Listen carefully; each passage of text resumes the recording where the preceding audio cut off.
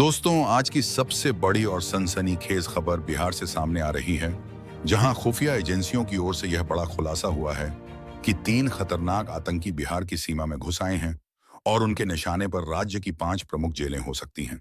यही वजह है कि राज्य सरकार ने तुरंत पटना की बेलगाछिया जेल, मोतिहारी जेल, दशा मसराना jail, Gaya central jail, Bhagalpur central jail और मुजफ्फरपुर सेंट्रल जेल में हाई अलर्ट घोषित कर दिया है।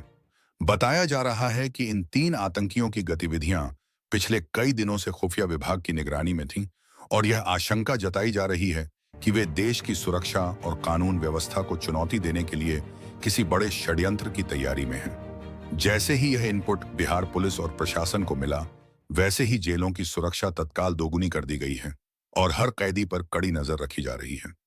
इन जेलों में पहले से ही कई कुख्यात अपराधी, नक्सली और आतंकी बंद हैं, जिनसे मिलकर कोई बड़ी योजना बनाने की संभावना से इनकार नहीं किया जा सकता।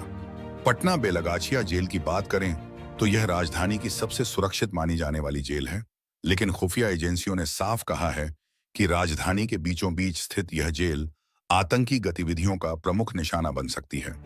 यही वजह है कि जेल के चारों ओर पुलिस, सीआरपीएफ और एसटीएफ की टीमें तैनात कर दी गई हैं। तलाशी अभियान चलाए जा रहे हैं और हर गाड़ी की चेकिंग की जा रही है।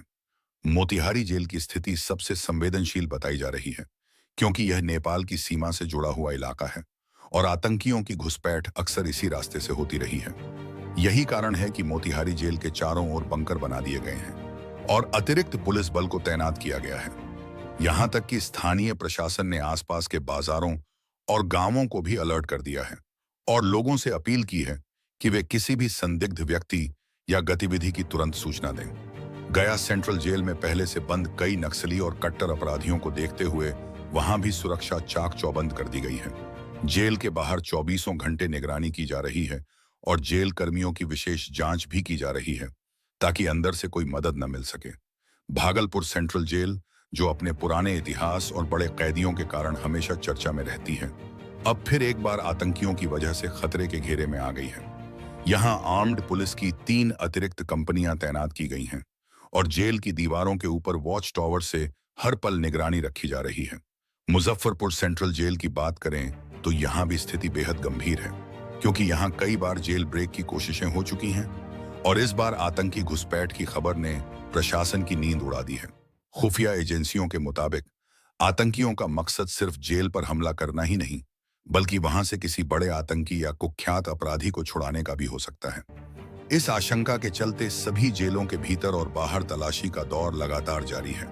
सुरक्षा बलों की टीमें हर वार्ड की बारीकी से जांच कर रही हैं और कैदियों से पूछताछ की जा रही है, ताकि किसी भी साजिश का पता पहले ही लगाया जा सके।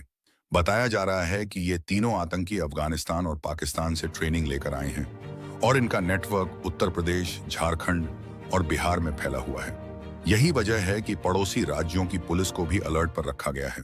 सीमाओं पर चेकिंग तेज कर दी गई है और बसों, ट्रेनों, होटलों और ढाबों पर विशेष निगरानी की जा रही है। आईबी और एनआईए की टीमें भी बिहार पहुंच चुकी हैं और स्थानीय पुलिस के साथ मिलकर हर सुराग को खंगाल रही हैं। पूरे बिहार में अचानक नाकेबंदी बढ़ा दी गई है और छोटे छोटे गांवों में भी पुलिस गश्त तेज हो गई है।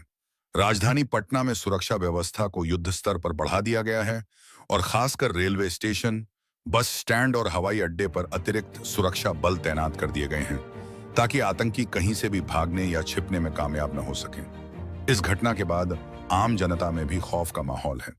लोग घरों से निकलने से पहले 2 बार सोच रहे हैं।